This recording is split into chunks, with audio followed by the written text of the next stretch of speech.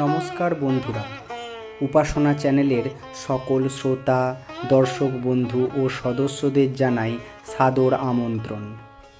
আজ আমরা খুব একটা সাংঘাতিক ও জরুরি বিষয় নিয়ে আলোচনা করব।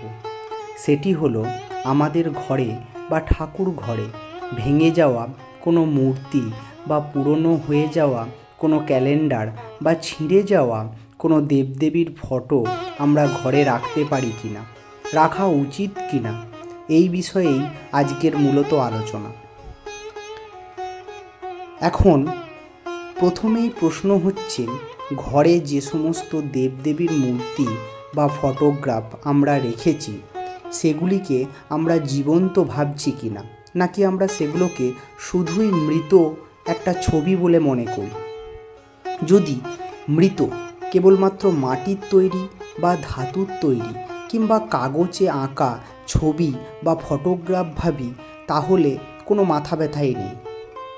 কিন্তু যদি সেই সমস্ত দেবদেবীর বিগ্রহ বা মূর্তি বা ছবিকে আমরা জীবন্ত ভাবি, সেখানে একটি প্রাসঙ্গিক প্রশ্ন আসছে।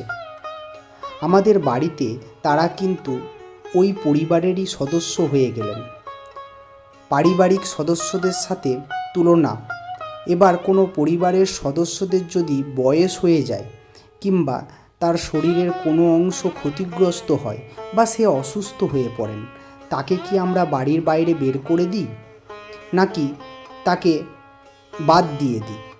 ঠিক তেমনি দেবদেবীর মূর্তি পুরনো হয়ে গেলেও বা ভেঙে চুরে গেলেও আমরা কিন্তু সেগুলিকে বাড়ির বাইরে বের করে দিতে পারি না।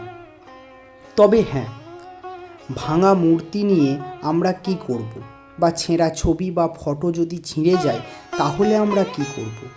এই ব্যাপারে একটি অসাধারণ ঘটনা আছে শ্রী শ্রী রামকৃষ্ণদেবের জীবনে।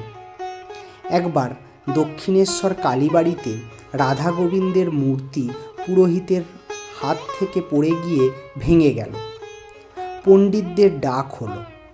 পণ্ডিতরা সব গবেষণা করে বলল, এটি ঘোর হানিকর, এই মূর্তি আর ঠাকুর ঘরে রাখা যাবে না, দেব মন্দিরে রাখা যাবে না। এদিকে রানী রাসমণির অত্যন্ত প্রাণপ্রিয় ওই রাধা গোবিন্দের যুগল মূর্তি ছিল। তিনি সেগুলিকে বাড়ির বাইরে ফেলে দিতে তার সংকোচ বোধ করছেন। তিনি দ্বারস্থ হলেন ভগবান শ্রী শ্রী রামকৃষ্ণদেবের কাছে।